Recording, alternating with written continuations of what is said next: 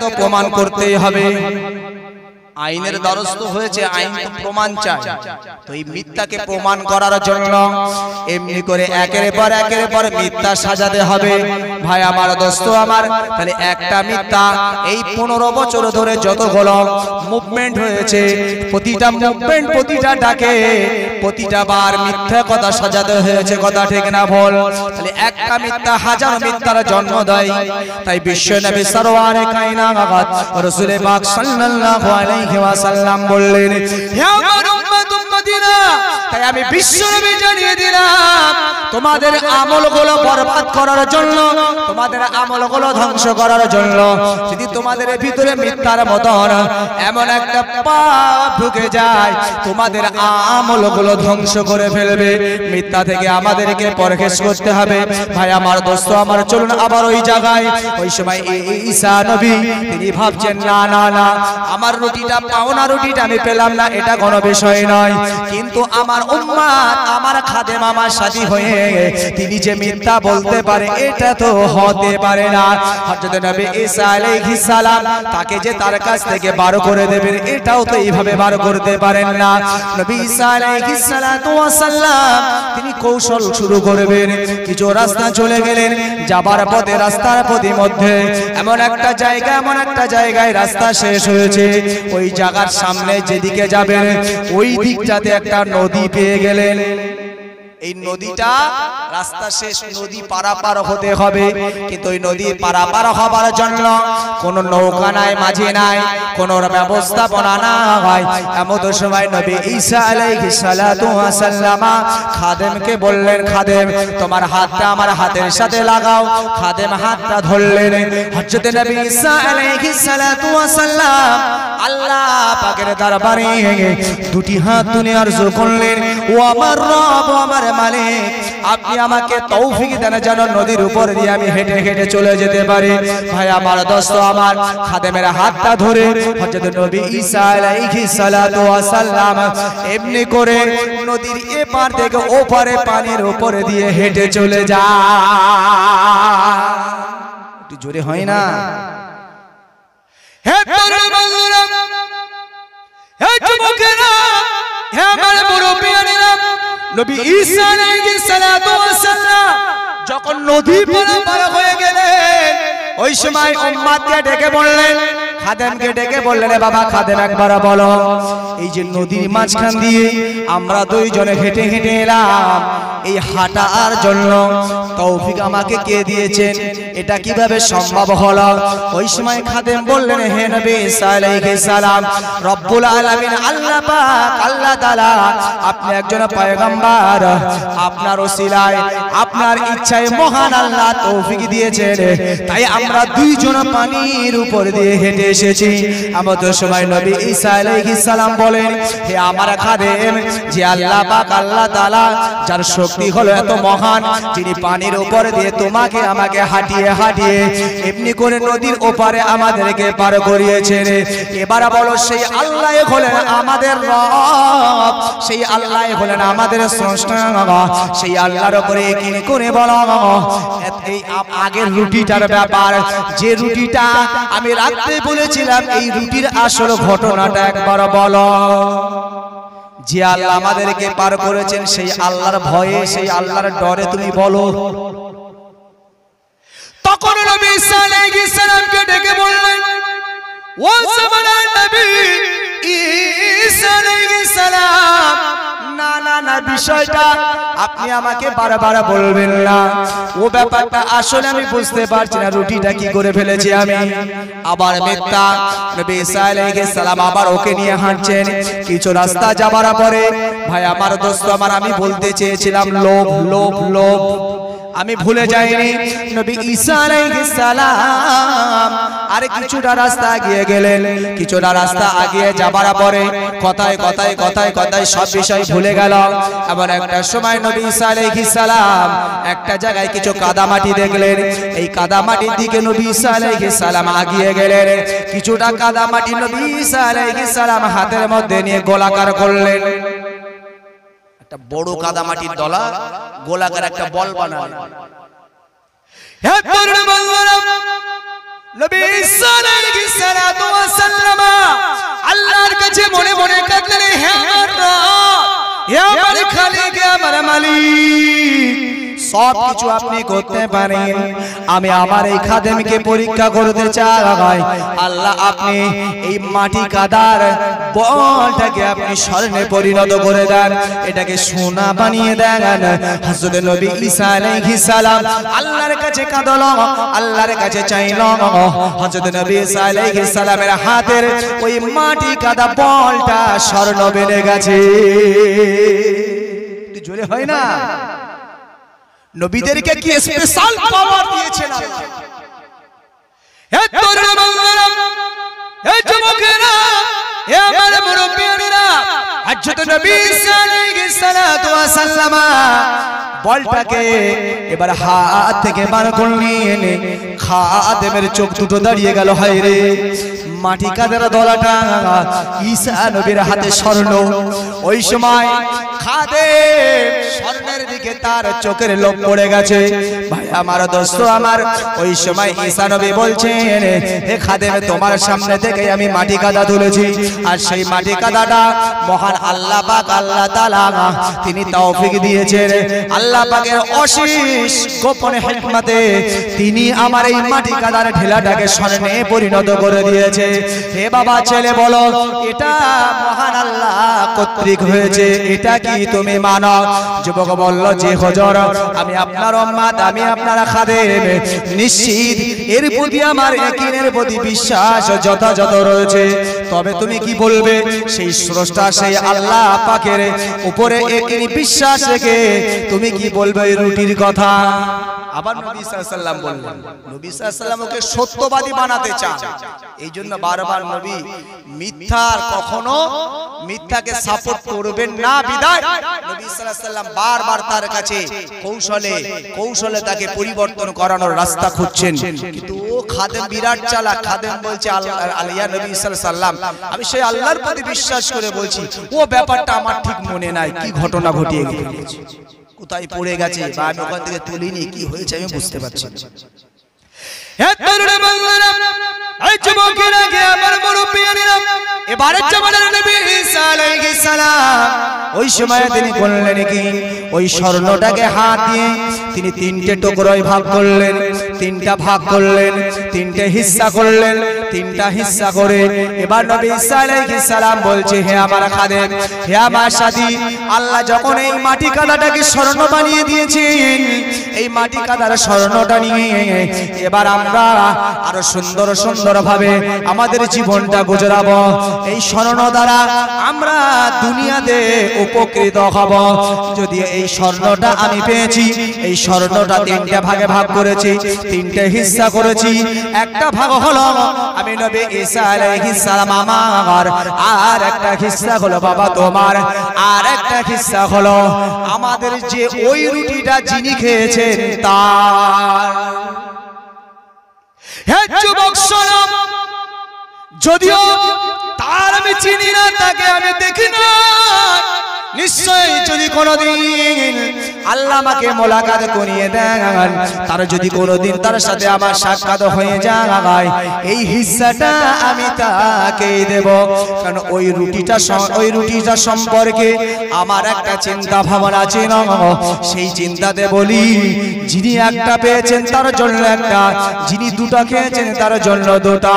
ওই জন্য আমি চিন্তা করেছি, এই রুটিটাই হলো আমার হিস্সাদার, এই রুটিটাই হলো আমার ভাগীদার। এই তিনটি রুটি যে যে খেয়েছেন, যে যে নিয়েছেন, তার জন্য এই স্মরণ। যখন ঈসা নবী কথা বললেন, ভাই আমার দোস্ত আমার সাথে সাথে বলছে, হুজুর কিছু মনে করবেন না, বিয়াদবি হয়ে গেছে, ওই রুটিটা আমি খেয়ে ফেলেছিলাম। দরুদ শরীফ আল্লাহুম্মা সাল্লি আলা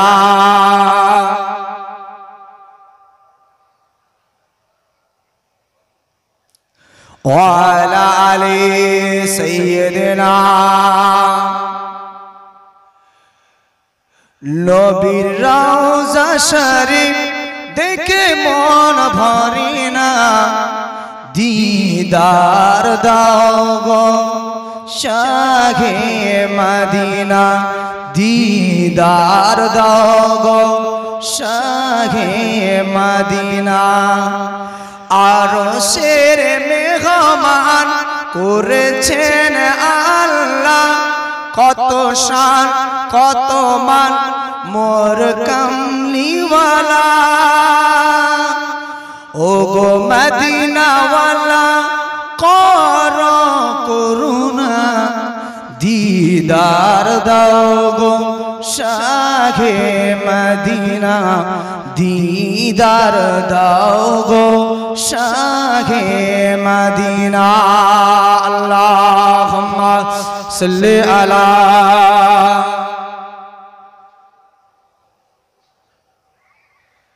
ওয়ালা আলি সাইয়্যিদিনা ভাই আমার দোস্ত আমার হযরত নবী সাল্লাল্লাহু আলাইহি সাল্লামকে কি বললেন হুজুর ওইটা আমি খেয়েছিলাম এতক্ষণ আল্লাহর ভয় দেখানো হলো ঈমানের কথা বলা হলো না ততক্ষণ সত্য বার হয়নি যতক্ষণ সে লোভে না পড়েছে কিন্তু লোভ যে ক্ষতির কারণ নবীজি আমাদের কাছে এই উদাহরণ কেন দিলেন চলুন আগে বাড়া যাক হে তরুণ বন্ধুরা হে যুবকেরা হে আমার মুরব্বিয়ানেরা হযরত জামানার নবী ঈসা আলাইহিস সালাতু ওয়াস সালাম ওই সময় বললেন হে আমার খাদেম হে আমার উম্মাত তবে তুমি যখন এখন সত্য কথা বলেছো আমি নবী ঈসা আলাইহিস সালাম আমার পক্ষ থেকে তোমার জন্য আর একটা উপহার শোনো না না তুমি সত্য কথা বলার জন্য আমি ঈসা আলাইহিস সালাম আমার যে অংশটা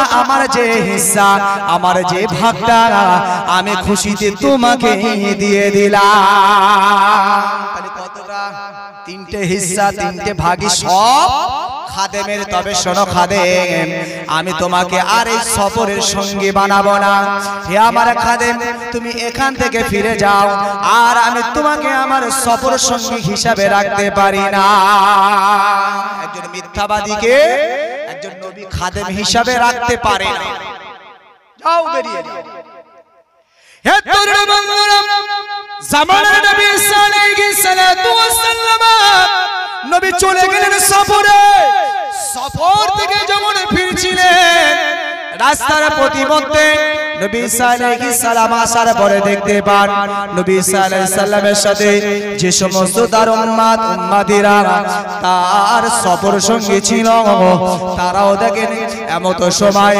ওই যে ব্যক্তি রাসূলুল্লাহর খাদেমে ছিল ওই মানুষটা রাস্তার প্রতিমধ্যে মারা রাস্তার প্রতিমধ্যে মরে এমনি করে শুয়ে আছে এমনি করে এই মানুষটার সাথে আরো দুইজন ব্যক্তিকে দেখা যায় ওই দুইজন মানুষও এমনি করে মরে আছে শুয়ে পড়ে লাশ পড়ে আছে ভাই আমার দোস্ত আমার ওই সময়ে বললেন হুজুর আমরা একজনকে ছেড়েছিলাম এই দুটো মানুষকে তো চিনতে পারি নাই হুজুর তিনটে মানুষ কেন এমন অবস্থায় পড়ে আছে এবং যে স্বর্ণগুলো আপনি দিয়েছিলেন সব স্বর্ণগুলো এখানে খোলামেলা পড়ে আছে হে নবী ঈসা আলাইহিস সালাম ঘটনাটা তো বুঝতে পারলাম না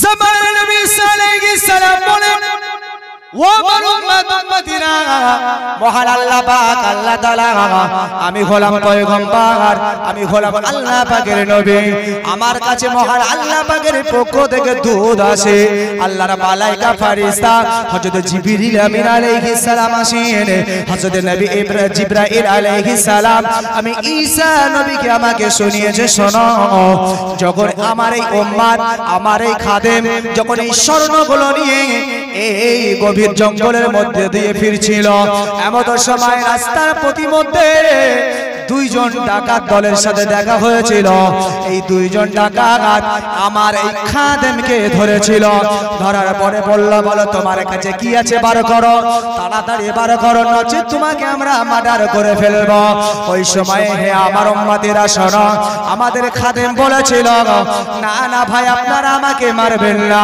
আমার কাছে গচ্ছিত অনেক সম্পদ আছে যে সম্পদগুলো আমি নবী ঈসা আলাইহিস সালাম থেকে পেয়েছি হে ডাকাত দলের ভাইরা আমাকে মারবেন না, এত পরিমাণ স্বর্ণ আমার কাছে আছে, যদি আমরা 3 ভাই ভাগ করে নিই, এই 3 ভাই ভাগ করে নিলে সারা জীবন বসে বসে খাবো, আমাদের এই স্বর্ণের টাকা ফুরাবে না। মারেন না ভাই, যা আছে 3 ভাই ভাগ করে নিই।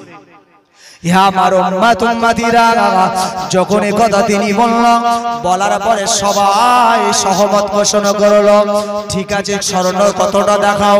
স্বর্ণ দেখে সবার তাক লেগে গেল, এতগুলো সোনা, এতগুলো স্বর্ণ, খাঁটি পিওর স্বর্ণ, একজন পয়গম্বরের হাত থেকে আসা স্বর্ণ, নিশ্চয়ই ও স্বর্ণেই কখনো ভেজাল হতে পারে না। কথা ঠিক না ভুল?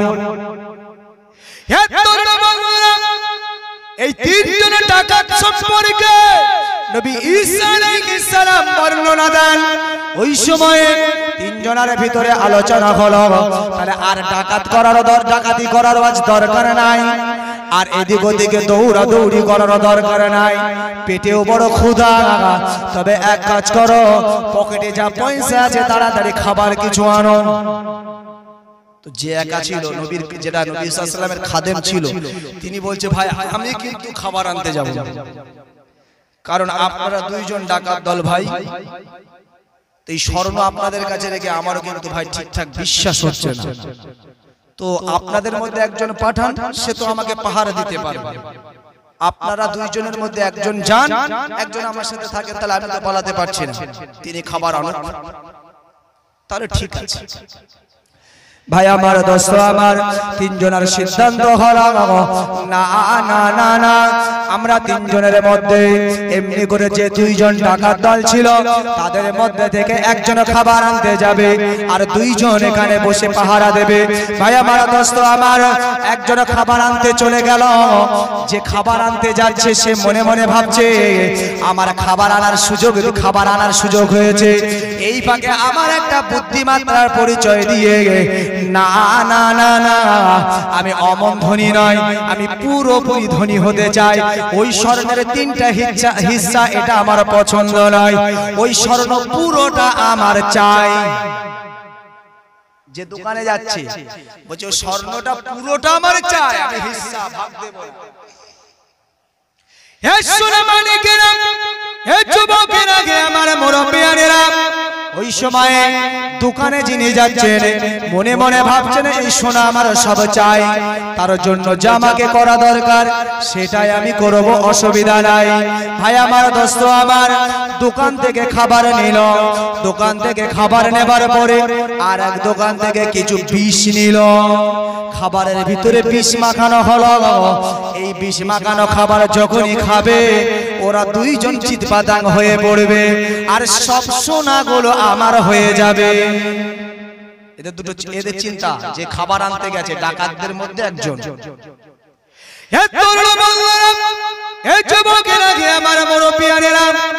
এবার এই 2 জনের মধ্যে যে ডাকাত আছে, এই ডাকাত বলছে যুবক ভাই তুমি তো স্ব-ইচ্ছায় দিয়েছো, তোমাকে ফাঁকি দেব না ভাই, তবে আমি সারা জীবন ডাকাতি করি, আমার দিলে কোনো মায়া দয়া নাই, কত মানুষকে না দেওয়ার কারণে কেড়ে কুড়ে নেওয়ার খাতিরে কত মানুষকে আমি নিজে হাতে হত্যা করেছি।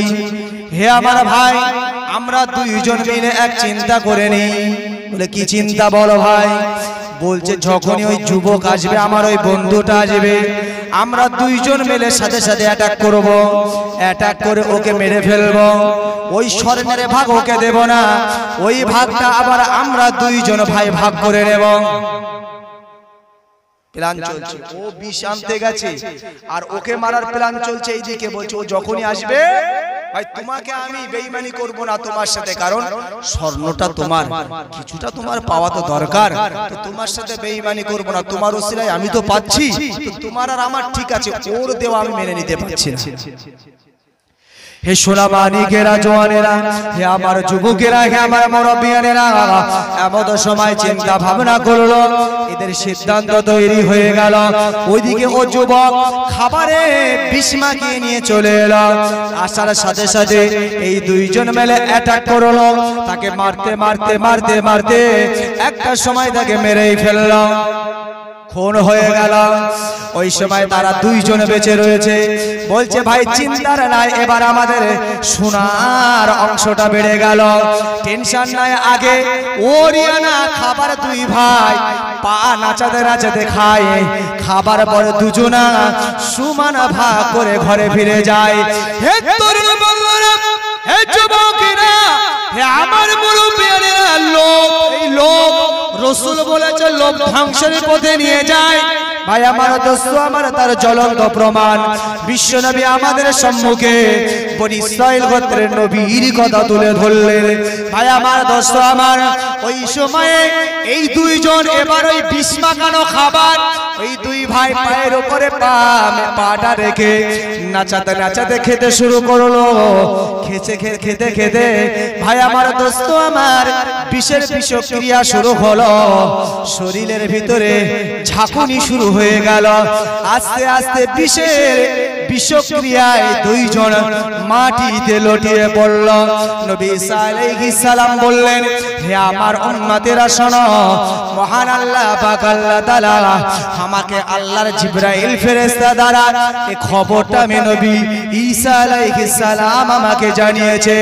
ওই জন্য মানুষ ইচ্ছার বিরুদ্ধে, তোমাদের তাকদীরের ঊর্ধ্বে তোমরা লোভ করতে চেও না। এখন দেখবেন লোভ বুঝে 10 টাকার টিকিট কাটলে 1 কোটি টাকা, 10 টাকার টিকিট কাটলে 2 লক্ষ টাকা। আমি এতদিন টিকিট কেটেছি ভাই, লস যত হয়েছে আবার উঠে এসেছে পরে ভাই, এখন লস হচ্ছে একদিন দিয়ে যাবে তাই এলো। একবার দরুদ শরীফ আল্লাহুম্মা সাল্লি আলা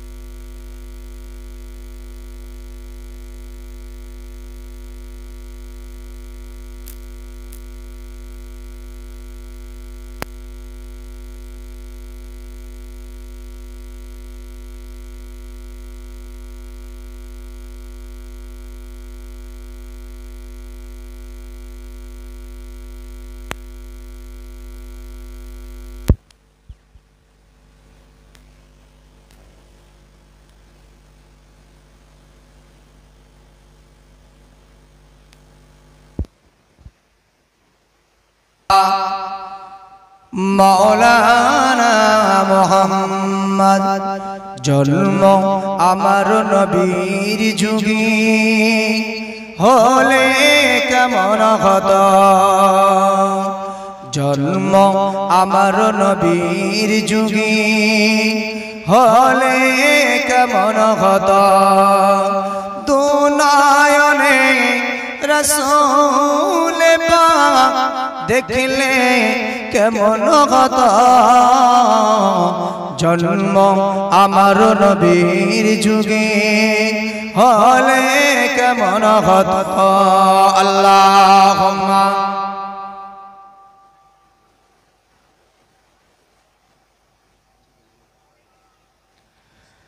আমার যুবক ভাইয়েরা যারা আছেন, আমাদের শ্রদ্ধেয় ইমাম সাহেব ভাইয়ের আবেদন, আপনারা প্রত্যেকেই এই জলসার সামনেই দাঁড়িয়ে যান।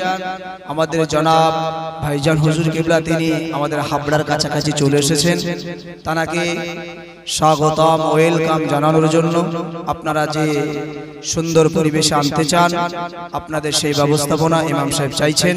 আপনারা প্রত্যেকেই এই রাস্তার সম্মুখে চলে আসুন।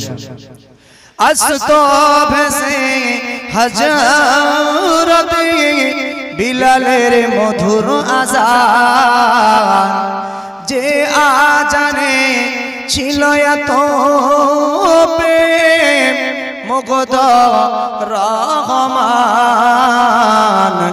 দয়ার নবীর পিছে নামাজ পড়লে কেমন হতো। আল্লাহুম্মা সাল্লি আলা সাইয়্যিদিনা, মহব্বতের সাথে পড়ে